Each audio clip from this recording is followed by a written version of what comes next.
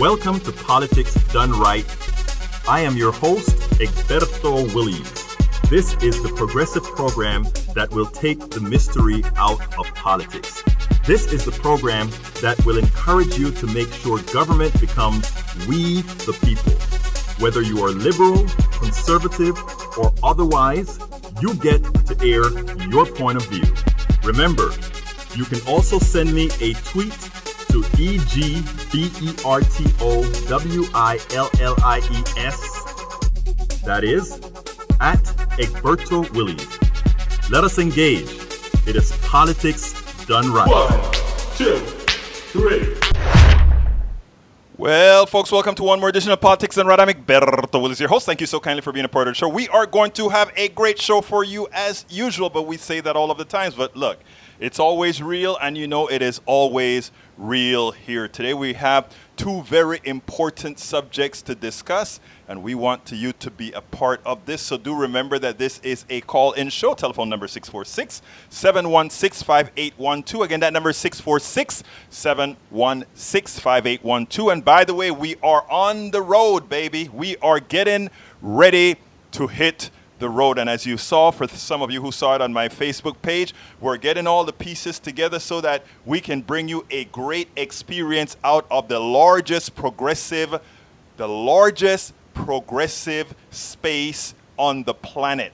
The largest progressive space where we'll be having all the candidates of interest over there, all the activists of interest over there. So get ready. And again, like I said, we are preparing. And by the way, we do always will need your support. So what is the program about today? We are going to have a great program for you today. Specifically, the title of the program is GOP's Disingenuous Fear of Biden to then do what? Crush him. GOP's disingenuous fear of Biden, simply to then crush him. Should reparations be on the agenda? That's the second subject.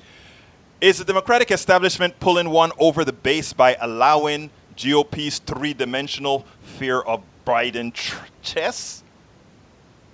I don't know. You're going to tell me, right? And Tamara Shealey discusses the reparation debate. Folks, Democrats must not fall for the GOP's supposed fear of Biden.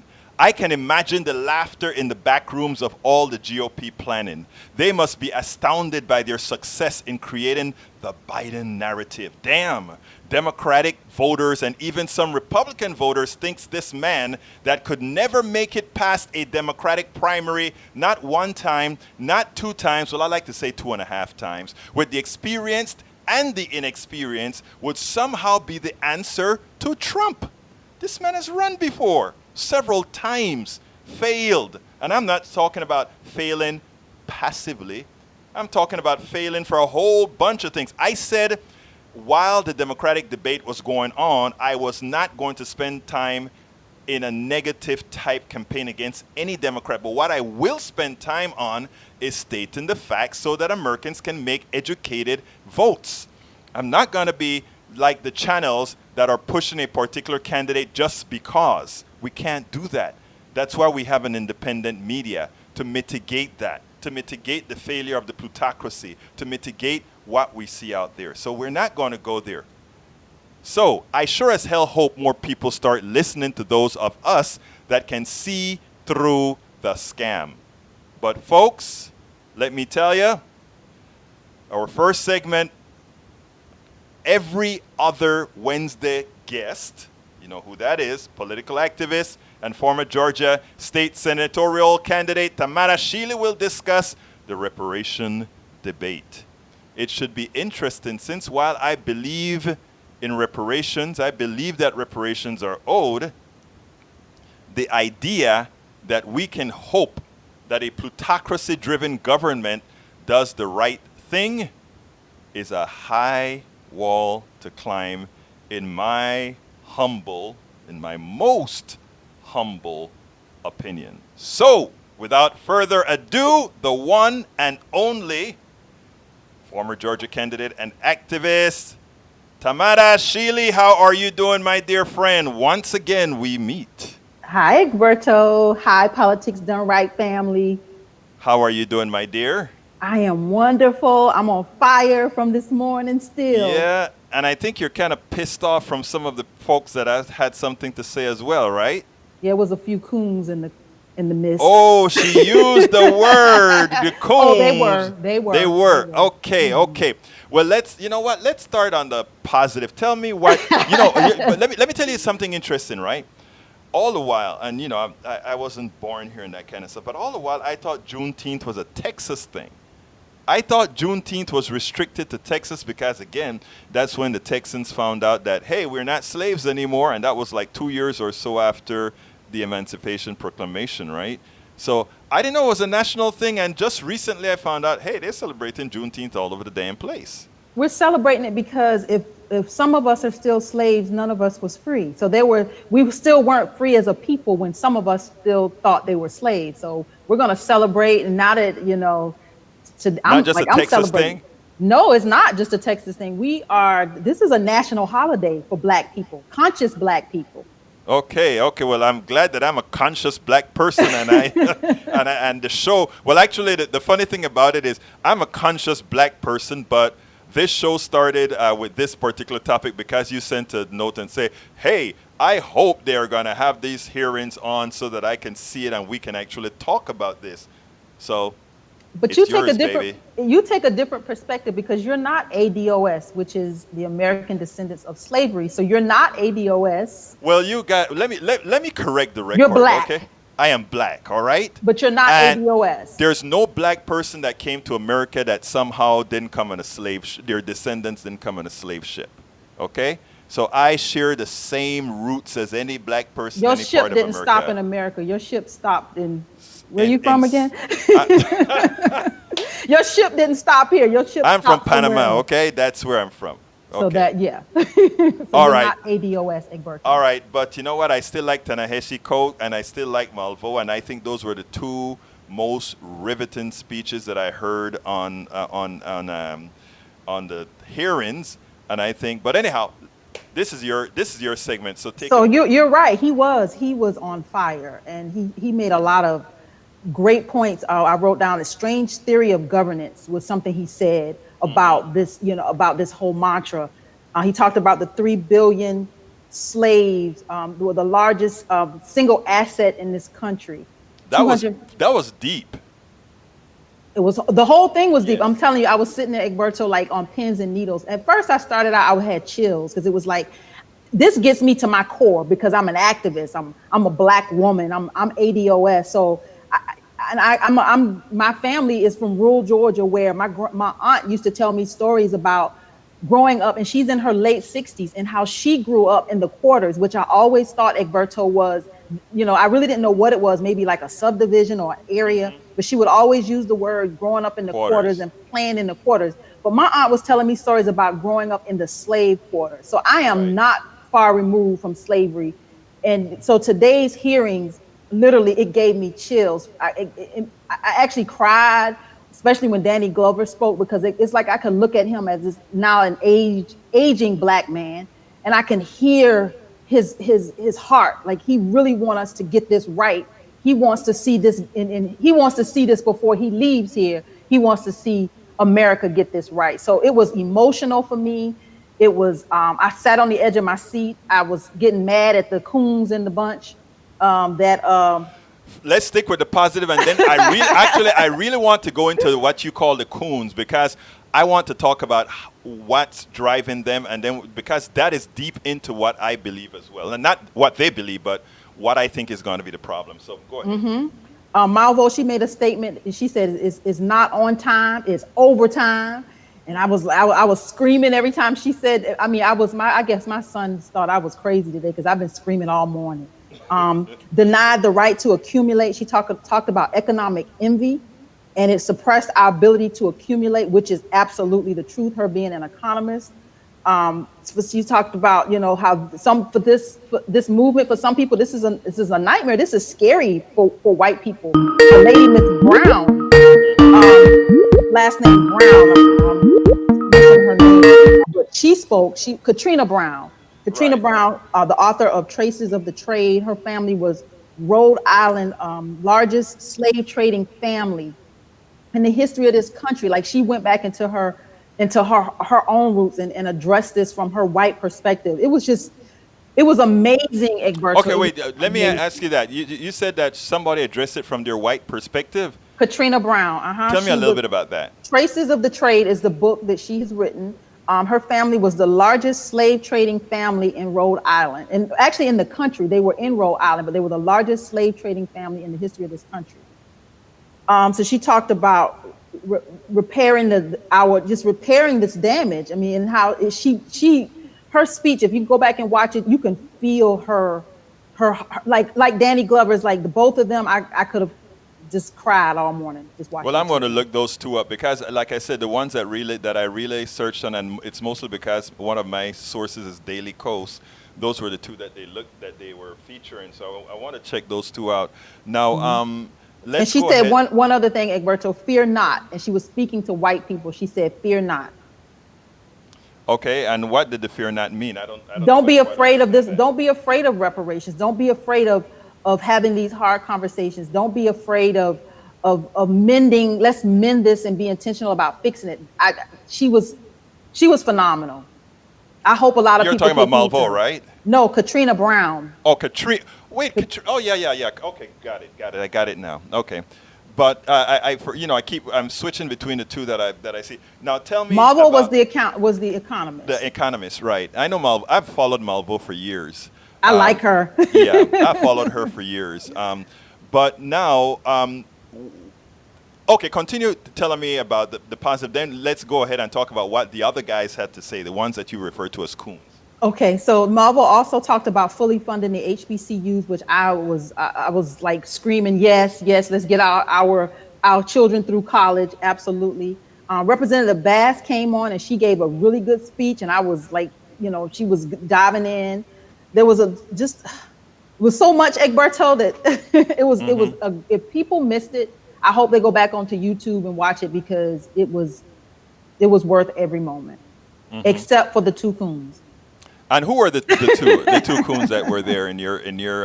So there was this young guy, and I didn't hear exactly. Coleman was his last name. No, Coleman Hughes. His first name was Coleman. Coleman Hughes. He was a little young guy, and he was lost and confused.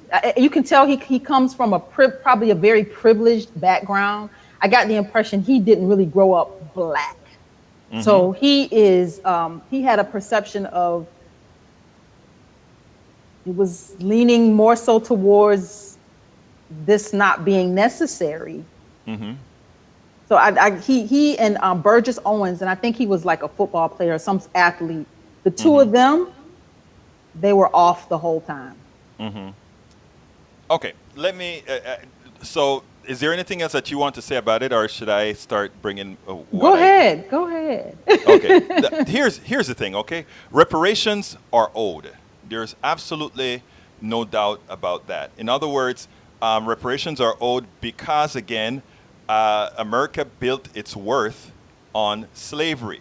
Okay? I mean, that is where we built our worth on slavery. But if we go a little bit further, and I agree with everything that you hear Ta-Nehisi Coates. He wrote a book a few years ago, I think it was a few years ago, that talked about redlining and the impact redlining and all these issues had on black people's ability. And I don't like the word African American. I like black people, because African American, for all practical purposes, leave me out. And the same suffering that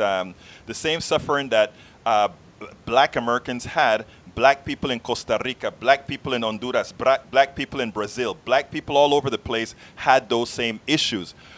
Black Americans have a tendency to believe that these are issues that cover black Americans, and that is the reason I always give this type of a pushback. Now, that said, one of the issues that I have here is that slavery was an economic system. Capitalism is an economic system that is not far removed from slavery. I get a whole lot of hits for saying that. Okay, if we are going to get reparations for slavery, which we should, there's also reparations for those black people that weren't slaves because of capitalism and how it has actually impacted them adversely as well. So there's a whole lot of concepts in there that I think that people have to realize. Now, I think, in my opinion, when I saw Ta-Nehisi Coates and when I saw Malvo and when I see all these other people trying to push reparations, my thing is, I am tired of asking somebody to please think about your heart and provide what you should or what you stole. I'm much more in the frame of mind that says we should design avenues to take it. And what I mean by that is we should be educating all those folks that their worth was stolen from. Why it is that instead of blowing up their neighborhoods, they need to start demanding from a capitalist system that is evil what is theirs. We constantly ask. We constantly say, could you please give us what you took away from us? Please, I want to get to your heart. I don't want to get to a damn person's heart anymore. I want us to build up that which says, we are taking what is ours. And so how do we take it, Egberto? I thought I was the radical one. Well, that's what I always told you. Okay, and the idea is, for too long, when we wanted civil rights, let me put it in this context. I'm from Panama, Central America. We had a dictator called Manuel Antonio Noriega. He worked with the CIA and he did all these things. And I'm not going off subject, people. I'm not going off subject. When America said, hey, guy, I want you to invade Nicaragua, either Nicaragua or El Salvador, I don't remember which one it was. He said, hell no, I'm not going ahead and do that. And the United States said, oh, you're not? So we come and we took you away and we imprisoned you and we claimed that you sold all these drugs into you sold all these drugs into the United States, and for that we're arresting you. An illegal act completely. Inside of Grenada, when they said, if we want Castro to help us build a runway, we're going to do it. And Reagan said, no, we don't want you to do that. Reagan didn't wait for some sort of negotiation. Reagan went and said, okay, we're going to blow the crap out of you and do that. America, when it's in the interest of the plutocracy, they go ahead and take what they think is theirs. I am telling to the aggrieved people, and I'm not only talking about black Americans, I'm talking about white Americans who capitalism has stolen from them. I'm telling them, hey, you know what? It is time for us and by the way, your girl, Oprah Winfrey, is a billionaire. Do you think Oprah Winfrey is on your side? I haven't thought about Oprah. Oprah has enough money; she can give all of us some. So I haven't thought about it. And that's what I mean. So my theory here is this. One of the things that I try to do with our stuff is to say, it is time for us to stop thinking that other people are better than us. And I'm not talking about black people only. I'm talking about white people who are in the lower class that's begging a Biden to save them or begging somebody else to save them. So that's the issue. But you still didn't answer the question, how do we take it? How do we take it? How do we take what was stolen from us The first thing last 400 years? Like, how do we The first thing we have to do is educate, right? In other words, what I see is you're a smart woman. You're an educated woman, okay? But the people that you're trying, that reparations would help, don't necessarily look like you, or rather, I shouldn't say look like you. Don't follow your way of pulling yourself up by your bootstraps, okay? Because you did that. You already did that. No, there's no who about that. I know you. You already did that. So my thing is that the people that you are trying to help, they don't even know that they need help. Oh, yes, they do. Okay, educate. Egberto, you're speaking very broadly. Yes. And you're not getting to the root of what ADOS is all about. It's about holding those accountable for the wrongdoings of slavery and the generational wealth that we could have had if the FHA hadn't redlined, or if Jim Crow hadn't, stolen from us and was violent. All the things that happened to us. We're trying to get something out of the system that has And not that we're not doing other work, because that's You're another asking. way. We're asking. You're asking the master to please be nice to you. Okay? Look, I shut you up. I can't believe I did that. We're asking, Egberto, but this is where, don't make me go to the whole thing about where we are politically, and those Right. that don't get on board with what we're asking for very Right. nicely, because we talked about this the last time I was here, that you're asking very nicely right now, but people like me, we're going to withhold the vote. Like we're not voting for somebody. And see, this is where it goes to we'll go off the rail Right. here, because I'm not going to vote for somebody. I'm not going to support anybody that does not have this on the forefront of their agenda. And let me tell you, So we're asking nicely now, Egberto. Mm-hmm. That's what you do. You go to the door and you knock before you kick the damn door in. right. And here's what I think. Okay, and I respect your opinion on this, but in my thing, before I go ahead one more time to be shot down by a Congress that I have no trust in, because I think there's. You must trust it, Egberto. You're going to Netroots. You're still Yes. pushing. You're still pushing the envelope. You have this broadcast every day. You must trust something. Right, and let me tell you what I trust. I trust that I will be there to move it to the next level. And let me And explain we're what I doing mean. it this way.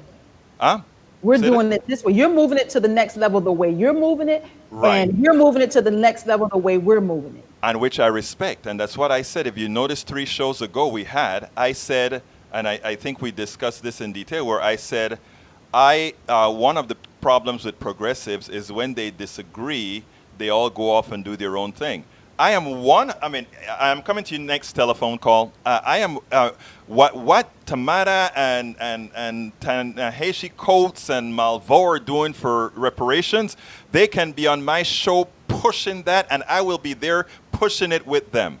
But at the same time, I'm going to be working with others, telling them, hey, let's educate those people, that all these elitist black folk who go in front of Congress, and I call you an elitist as well, my dear friend, all these elitist black folks that are, let's do this. And I'm saying, I have been around areas in this country deeper than the ghettos, that these folks ain't got a clue of the condition and what caused their condition.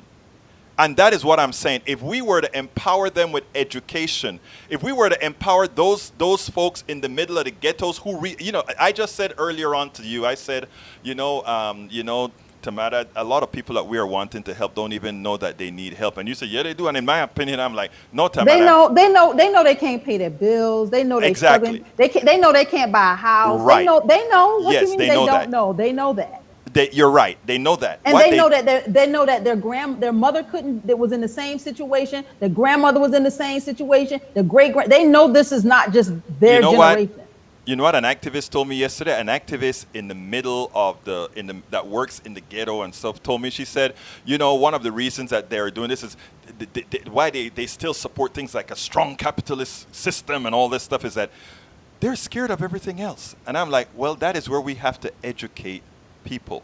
We have to educate them as far as why things went wrong. Why are they in the condition that they're in? Why is it that you don't destroy your own community for communities who have been pilfering you? They aren't doing these things. So my thing is this. Okay, It's great that you go out there and you go to Congress and you beg Congress to please treat you nicely. We're not begging. We're asking now. We're asking now. Okay, that's fine. It's fine. Begging is a different kind of. We're not begging. Okay, that's fine. It's fine that you're doing that. Okay, my thing is to work behind the scenes. In my opinion, work behind the scenes and start building a force. And when that force comes out, knowledgeable and knowledgeable to what's going on. They got to get elected, Egberto. I am not disputing that, my dear friend. I am not disputing that. But you're not going to get them elected unless they're educated. And that's all I'm saying. So who's going to vote for them? Because we're not voting for them if they don't have this on the forefront of their agenda. And you just proved my point by saying that. But let's bring the caller in and let's see what the caller has to say. Caller from 973. Come on in, my friend. Berto, how you doing? It's Johnny. Johnny, talk to me. Oh, And Johnny, how you are have you? an ADOS compatriot on the other side. Oh, I've been waiting to talk to Tamara. I have to square her up.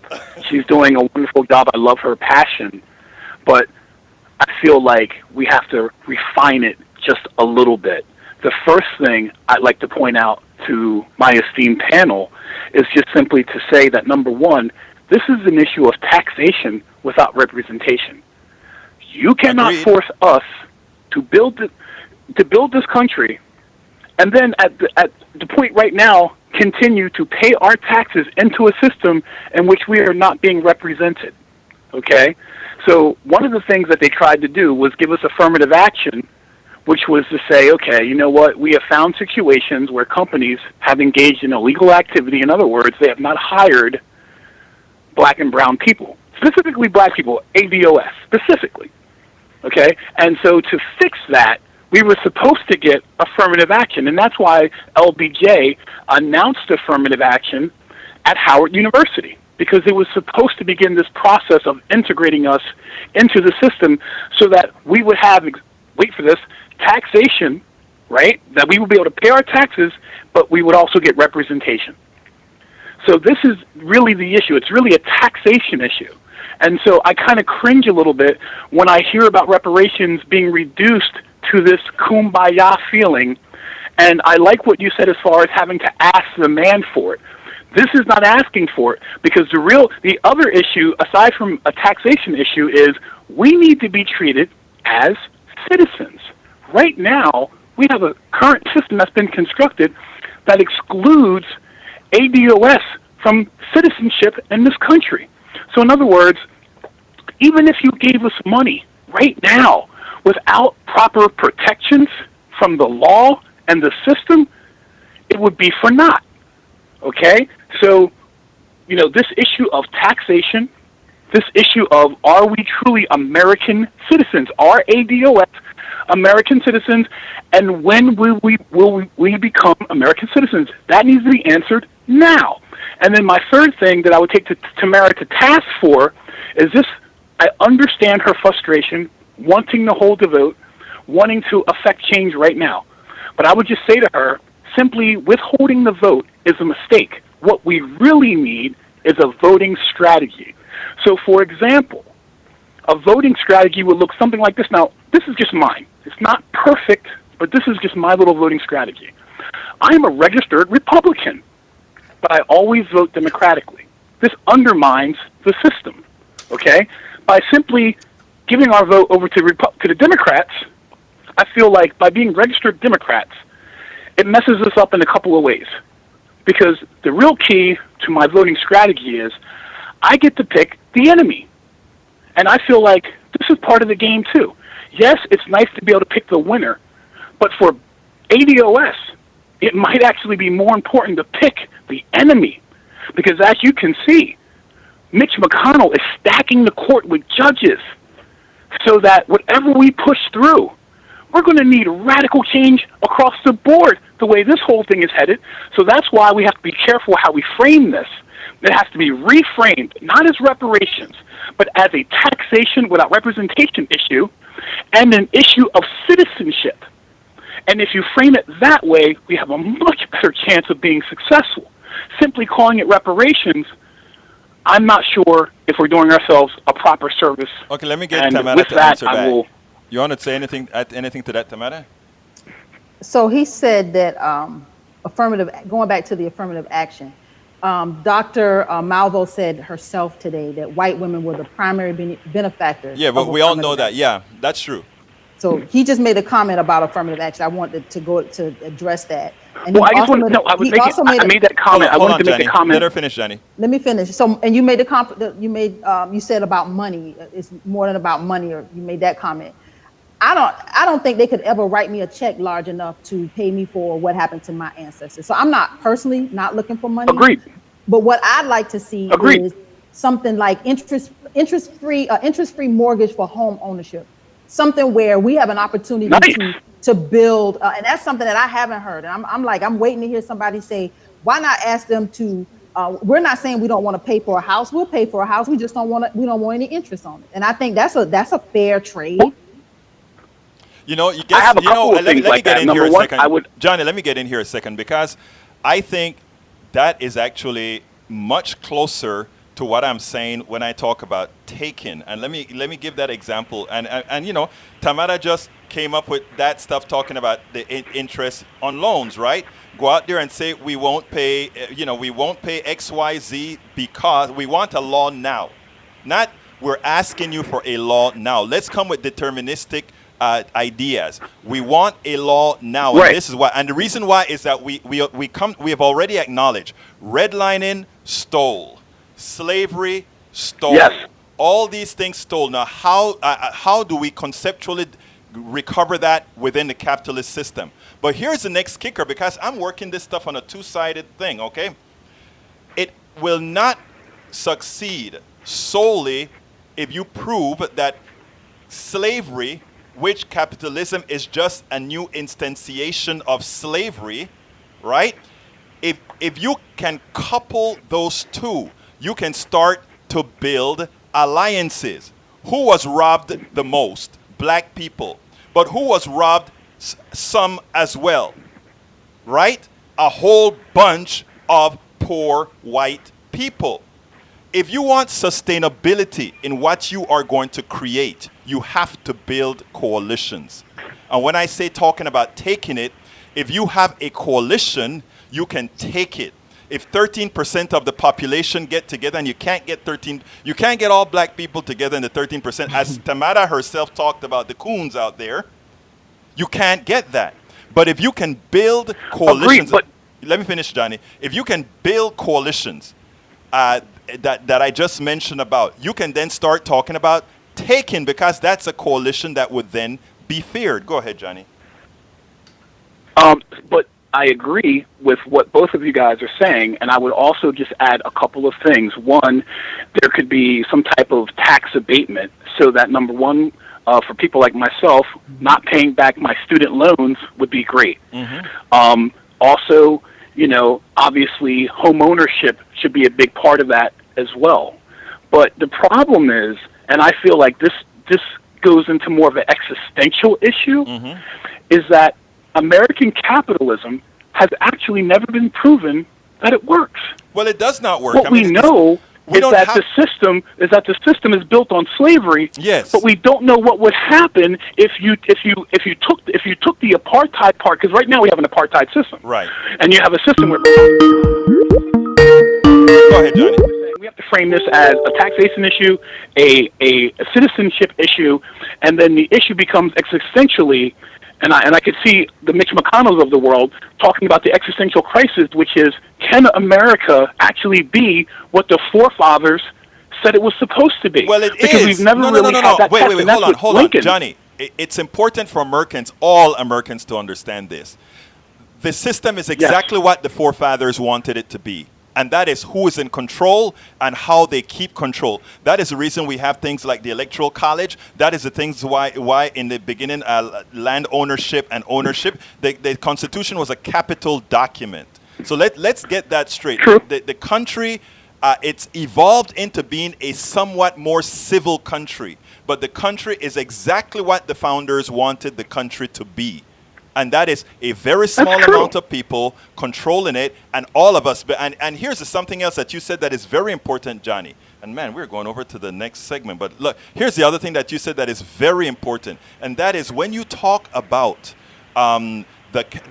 whether capitalism can work with this new system. Well, we know that it doesn't work because I get a lot of heat for this, because we know how vicious and rough slavery was. But I actually said there's a new slavery.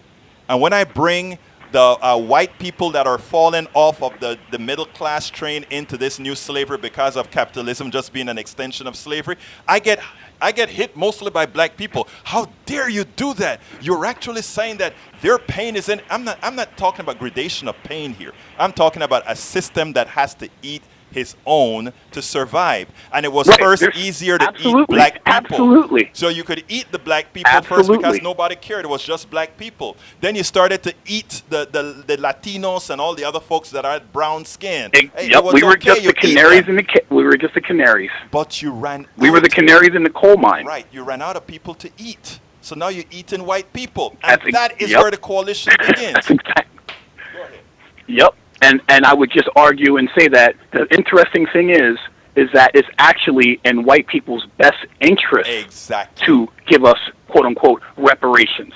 And that's Exactly. the argument that's not being made on national media. But I would just want to say it made me happy today because I was actually concerned. I didn't get a chance to see what happened this morning, but I was actually concerned that we would have the coon hour. And I hate using that terminology, but That's it's Tamara, exactly man. what I Tamara tells you expected. it. And I'm just saying I didn't want to see the brothers get up there and start soft-shoeing it and downplaying what's been happening. And I'm not talking about just slavery, because obviously slavery is still in existence today, because that too has evolved, just like you've been saying. Capitalism has evolved. Slavery has evolved. But I would also just say don't forget about redlining, slavery by another name. There's so many good economists out there and authors who have written on this subject. And at this point, the one thing I would say is what Tamara, I agree with her on the sense that basically if the Democrats want to win, they're going to need ADOS's help.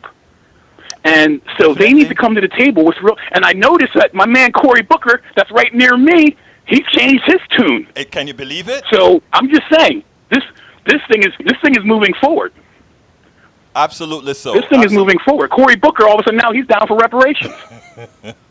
So you All you out made of one nowhere, last- like, oh wait, what happened, Cory? So you made one last thing. So you I'm said, so happy. One last thing you said was it was a mistake that mistake for who when you talked about that's a mistake, withhold our efforts to withhold the vote. If the Democrats don't do what we're Yes. asking them to do, why is that a mistake? When you you said your way is to be Democrat that goes over into the Republican. That's a strategy. No. What I'm saying is that I believe that what we're missing, or I shouldn't say what we're missing. What I believe that you're missing from your argument is a voting strategy. And so what I was taught by people who taught Don't me, do what we they ask you basically One at a explained to time. me that it's- One at a time. Let Johnny finish, and then you come back in, Tamara. Go ahead, Johnny. they gave me a voting strategy. And so what happened was by being a registered Republican, number one, it allows us to pick the enemy. In other words, we can vote in the Republican primaries, and we get to pick who the enemy is. Now imagine if more black people, ADOS, had signed up to be in the Republican Party, we could have stopped Trump before he got the nomination. So this is what I'm talking about as far as having a voting strategy. Simply being a registered Democrat and then voting as a Democrat, that doesn't really give us power. But what undermines the real racist structure of America, which is the GOP party, that is the structure of racism in this country, and that needs to be attacked. And so as people, as ADOS, we need to be registered in that party so that we can have a say in their party. And if it comes out to just straight up undermining their authority, undermining their power grabs, that's how we do it. So that's a voting strategy. Simply withholding our vote is not a voting strategy. That's how Okay, you go ahead, do it. Tamara. Go ahead, That's Tamara. how you do it. But our strategy is if Democrats don't get on this ADOS train and they don't move this ball forward, we're going to withhold the vote. There's a lot of us that will sit home and will not vote for either. We're not going to pick the best of two evils. You can go and play that game. We're not. Democrats, you better get on board. Period. Let me say one thing. Let me close this segment because we have to go to the next segment talking about Biden. But one of the reasons I don't support the withhold the vote movement is simply because I think when you withhold the vote, you lose all power. But I mean, folks. Right. No, that's fine. Thank you. That's fine. And look, It's a power move, Egberto. I understand. And what I'm saying is this. Look. Let me make this one statement. Yeah, go ahead. It's like having a plug and a socket. I'm gonna give you a great analogy. A plug and a socket, right? Okay. It's a socket on this wall. The power is in the socket, not in the plug, right? Right. So if we Yes. don't, so just because we don't, you're saying it's powerless for us to withhold the vote. We still have power, We just have chosen not to use our power the way you would think we should use our power. Exactly. And in the process, here's what I told my Bernie guys who didn't vote for Hillary Clinton, right? And I'm telling there's a group of them that did exactly that. They withheld the vote, and let's assume, I don't think it was, but let's assume that is what got Hillary not elected, right? What we got out of the system is a lot of dead people, because in the process of, and the people that died was a whole lot of more people. And what do I mean by that? By not having Hillary and changing a lot of what occurred in healthcare, we've hurt a whole lot of people. So what I'm saying is, yeah, it's a strategy, and most of the time, a lot of these strategies are pushed by what I call elitists. And I'm not necessarily calling you an elitist, but what I mean is this. On paper, it sounds great, but when you sit down and you figure how it hurts people, because not choosing the best of two evils and all of that, the way it hurt people, it actually has a material effect on people. So I mean, again, some people may not believe that, but I am one who believe that. So I mean, I am, like I said, in our progressive, we have three people on this line right here, and I think the three of us that are discussing this particular issue have different positions on the issues.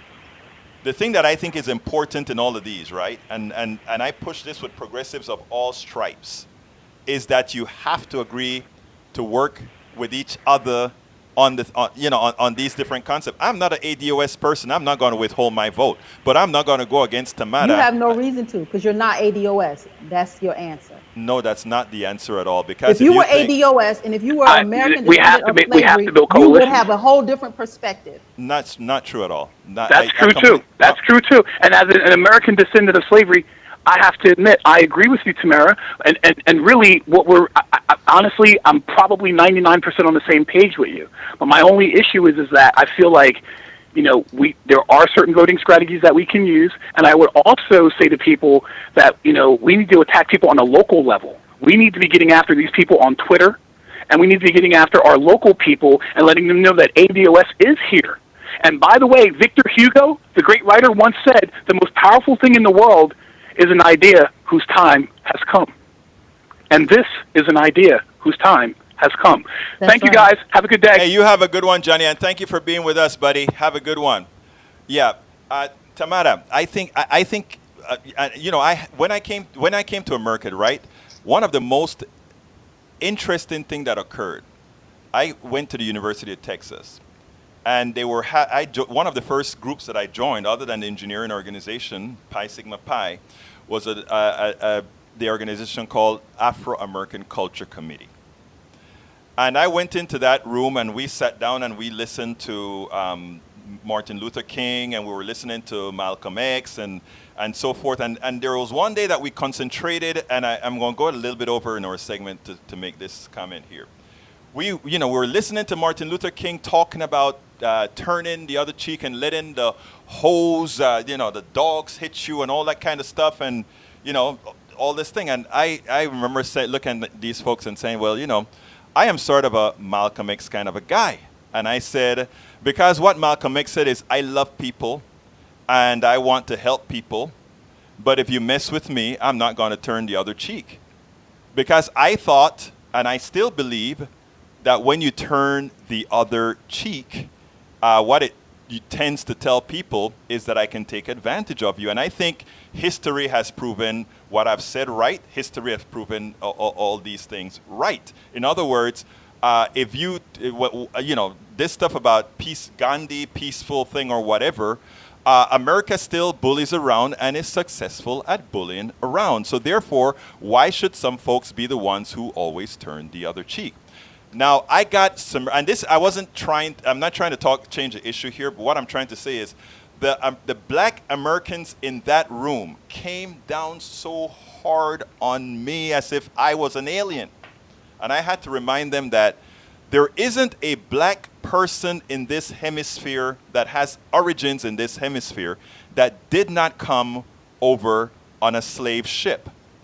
One of the problems I think black Americans have when it relates to Caribbean Americans, Latino Americans, and all the other Americans out there is that they tend to believe that their pain is unique. And to what I tell you, as a friend, it is not. It is absolutely not. But anyhow, let's close the segment with whatever you have to say, my dear friend. It's amazing to me. I'm gonna say a couple things, but it's amazing to me how you're concerned about the not voting and how it would hurt people. But when Trump shut down the government, you were all for that, and I was telling you how it would hurt. That would hurt people who couldn't, who depended on that. But you were adamant. You were like, we got to do this. We got to do this. But Yes. You took a stand then, so we're taking a stand now, Alberto. So that was going to be my point. Okay. ADOS is here. ADOS, we're not playing. If these Democrats do not get on board with this movement, and this is not on the forefront of your agenda, there will be people just like me who will not vote, and we will withhold our vote. So they better get on board with ADOS now. And that is my friend, former Georgia candidate for Georgia Senator and activist, Tamara Shealey. Before I let you go, I want to finish that last comment by telling you nobody was going to die because of missing health care with the shutdown by Donald Trump. There were two different issues. You don't know. You don't know. No. You don't know what happened. There's people that couldn't eat every day. Somebody could have starved. They had food lines where people being fed because people could not eat every day, Egberto. So you're absolutely wrong in that. Okay, we'll see. But anyhow, it was great having you, Tamara. We'll do this again 2 Wednesdays from now, and I think this is an important subject that we have to cover. And again, like I said, we can do it from all these different directions. I don't agree. There's nothing that you can say that'll make me agree, but I continue to support you, my friend. All right? Thank you, Egberto. Y'all have a good one. And folks, that was Tamara Shealey in Georgia, another activist. And you can see that's an activist, all right? Have a wonderful day, my friend. Thank you, Egberto. All right. Anyhow, folks, that was Tamara Shealey. Now, the next issue that I want to talk about is Joe Biden. And this is a very important issue, in my opinion. Okay? And it goes as follows. Right now, and I had a blog that I wanted to write about it, but I didn't get a chance to write about it because we had a whole lot of stuff to do, and you name it. I didn't get to it. But it's based on a story that was at Daily Kos, and it was a very important story. But I tell you what, before I go there, I look like I have a lot of comments, so I better take a look at this. Okay. Rene Perpetua says, Bernie needs to run as an independent because the DNC will install Biden. Rene Perpetua, I am not sure that Biden is going to make it to January. That is my opinion. I don't know if I'm right or not. Jennifer Ann House Sanders, let's see. Jennifer said, I will not vote for Biden. I think by the time some of the progressives, not me per se, I'll just tell the truth as it is, I don't see Biden coming out to make it. Jennifer Ann says, DNC is pushing Warren now. Centrists are coming around to Elizabeth Warren as an alternative to Bernie Sanders. Red flag. Warren will not fight like Bernie. Here's the thing. I am having in my head some complexities between Bernie and Warren, right? My heart is with Bernie. My pragmatism is with Warren. And, that is something that I have to work through in my head as far as, what is more practical. But what I have to tell my Berniac brothers and sisters is something that is very important. And I think it is none of these guys, not even Bernie, when elected, Bernie or Elizabeth, are going to fall into line as we expect them to do. We have to do what we didn't do with Barack Obama, and that is we need to be in their skin. You hear when I was talking with Tamara about not stop asking and start taking. That is a figurative taking, but that is what we have to start to do. You see, whenever we put ourselves in that position to ask, we're constantly asking. People look at that as a form of weakness. Take a look at how Republicans have learned. They've used a Powell manifesto to create a narrative, and then they don't ask. Most of the American people are not with what the Republicans want to do, but they take and they, when it was time to give Obama his Supreme Court justices, they just said no, and they took the spot away. They didn't ask for the spot. They took the spot away. When it was time to install their 2 judges, they installed 2 people that didn't have majority support of the people. They just did it. They took it. When you hear me talk about stop asking, When you start talking about stop asking the masters, and by the way, I'm not only talking to black folk, I'm talking to white folk as well. It's not about asking anymore. Capitalism in its form, in the form that we practice it, simply came and took it from you. You heard my speeches on price and power. Price and power says that Bill Gates can decide, I am going to make Microsoft cost this, and tell the government, everybody who wants to do this must be using this product. I have price and power. I'm taking it from you. We have to get into our heads that that is what has been happening with our economic system. That is what had happened with slavery, and that is what's happening with the new slavery. I take it. I take it. I take it. So what we want to do, what Politics Done Right and a lot of other progressive shows that are more on the correct side to do, is to tell folks, stop asking. Tell the representative what you expect them to do. Stop listening to the establishment tell you who is the middle and who Americans want. Let's talk to our brothers and sisters in America. Because most of us are in the same boat. We are in the same boat. We have to start talking to people and letting them know the power that's intrinsic to them. We have to start letting them know that, no, you really have the power. They make you believe you have to be asking. Michael Rundin says, Elizabeth Warren is progressive, not quite as good as Bernie, as her history of supporting Clinton in 2016 and her Republican roots in the 1990s. It's about the party thing. It's about the party thing. Let me kind of scroll down a bit here. Bernie called them out today. Bernie Sanders verified account, the 4x4, let's see more.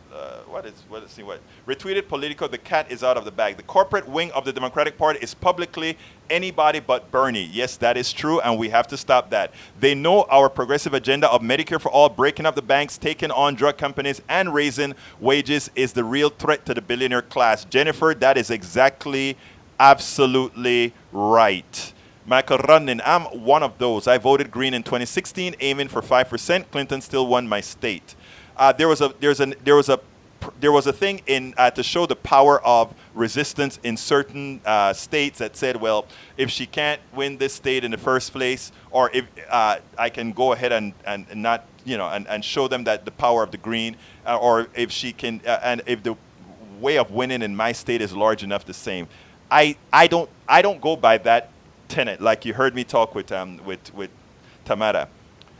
I believe in a more calculated vote. I think somewhat, I kind of like the methodology Johnny was talking about, which was control the enemy and then vote for the one that you want to vote for thereafter. And that is what many people did to Clinton when she was running against Obama. They thought Obama was the weaker candidate. And in Texas, what we had was a lot of Republicans registering as Democrats to vote for Obama because they thought Obama would have been easier to beat than Clinton. Think about that. So that was sort of course, the strategy didn't work for them, Johnny, so I don't know. Okay, Laura Yarbrough said, that's bad. I remembered reading stuff about him that made me decide he was corrupt, but I forgot what.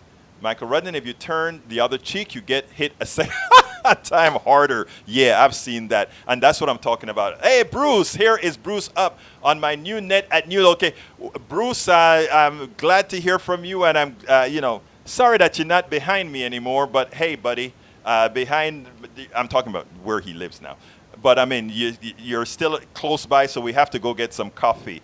Mike, let's see. Jennifer, thank you. Let's see. Jennifer and House Sanders. Yes, Bernie always says, I need you after I win. Absolutely. Rene Perpetua, agree, Egberto, time to get a set. Yes. I think impeachment hearings should be taking place as we speak.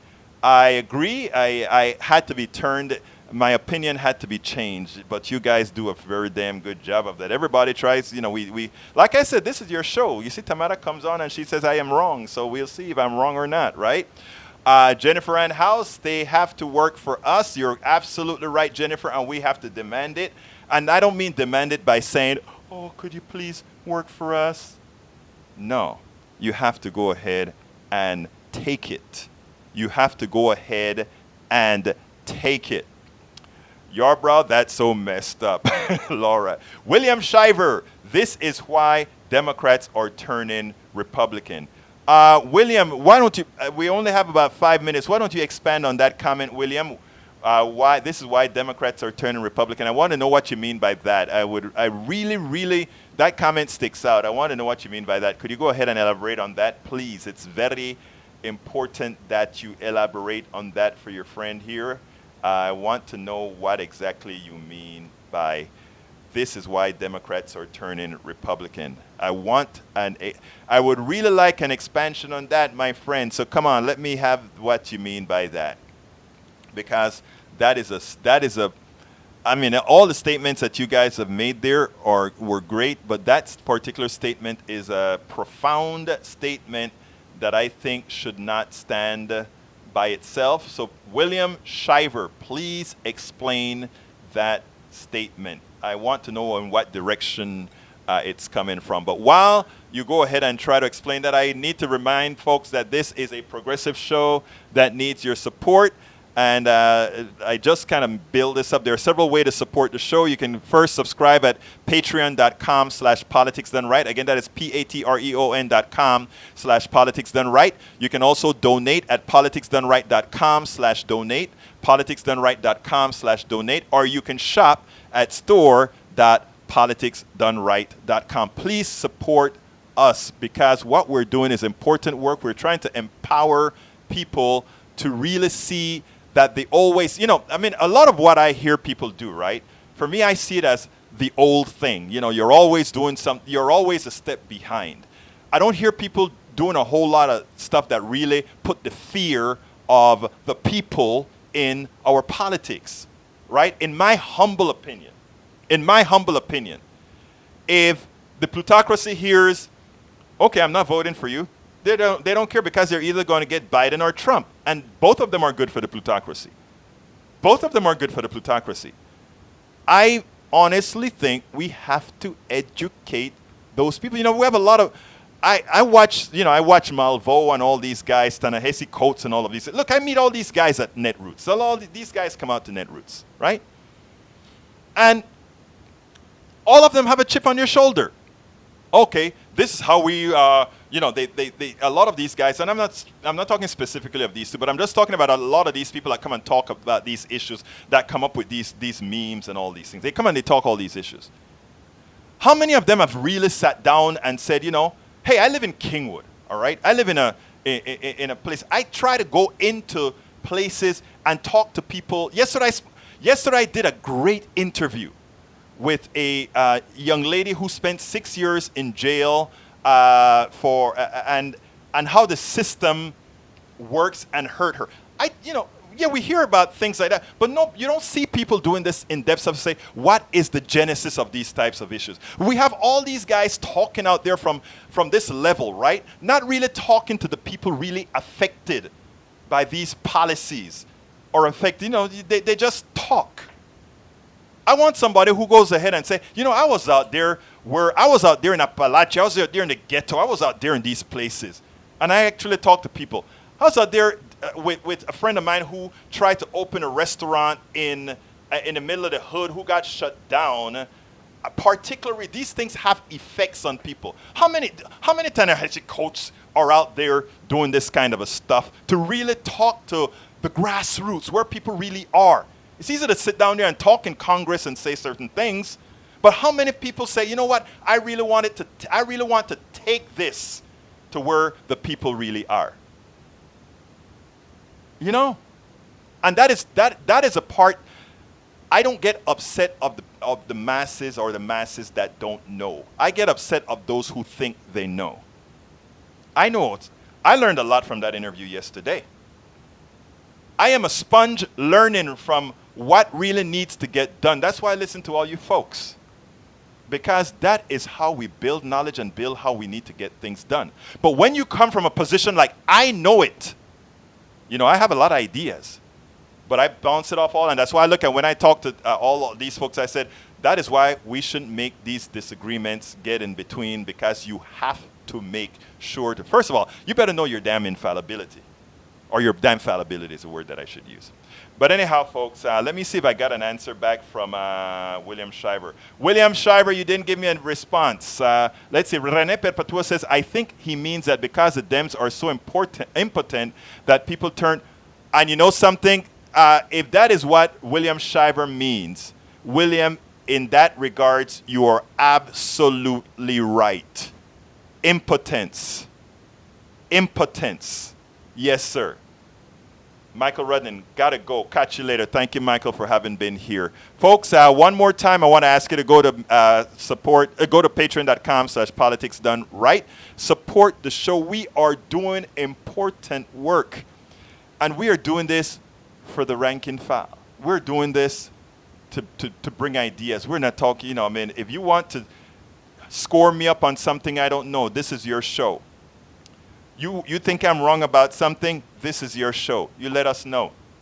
You have a better idea? This is your show.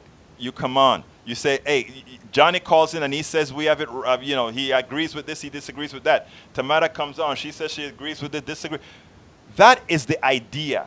I am not going to sit down here and try to have things my way. I'm going to try to get all kind of ideas. I'm not going to back down from my ideas unless you prove to my satisfaction, and you shouldn't let me change your idea unless I have made my case. If I've made my case, if I've not made my case to you, by no means change your idea. You keep fighting for that. That is how we make change. What we haven't learned many times to do is to explore. And that is what Politics Done Right is intent on doing. There is nobody left or right, middle, anarchist that's restricted from this program. If you have ideas, this is your program. Not only that, you've seen me put on Tea Party folks, you've seen me put on anarchists, you've seen me put on all kind of folks. You even see me put on somebody who says that it's not oil that caused climate change, and we went at it. And the reason why is there's nothing like the free exchange of ideas. The plutocracy is trying to shut it down. That is why you need independent media. Patreon.com/politicsdoneright. And here are all the ways that you can provide support for us, my brothers and sisters. Patreon.com/politicsdoneright if you want to subscribe. politicsdoneright.com/donate if you want to just contribute. And shop at store.politicsdoneright.com. It is my pleasure, it is my honor to have you guys as listeners. Please continue to listen. Please continue to share. This is what we're all about. With that, you know how I end this baby. My name is Egberto Willies. This is Politics Done Right. And guess what? I am what? Out!